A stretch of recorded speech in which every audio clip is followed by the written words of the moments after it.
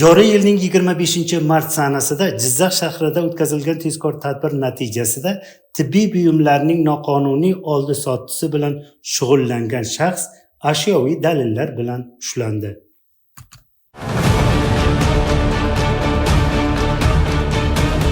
Jizzax viloyat bojxona boshqarmasi kontrabandaga qarshi kurashish bo'limi xodimlari hamda iqtisodiy jinoyatlarga qarshi kurashish departamenti Jizzax viloyat boshqarmasi xodimlari bilan hamkorlikda o'tkazilgan tezkor tadbirda Samarqand viloyati Toyloq tumanida faoliyat yuritib kelayotgan shaxs jizzaxlik maxsus xaridorga 75 million so'mga tibbiy buyumlarni sotishga kelishadi. Qo'shtirnoq ichidagi uddaburon tadbirkor ushbu tibbiy vositalarini Jizzax shahar Bunyodkor mahallasi hududida sotgan vaqtida ashyoviy dalillar bilan ushlangan.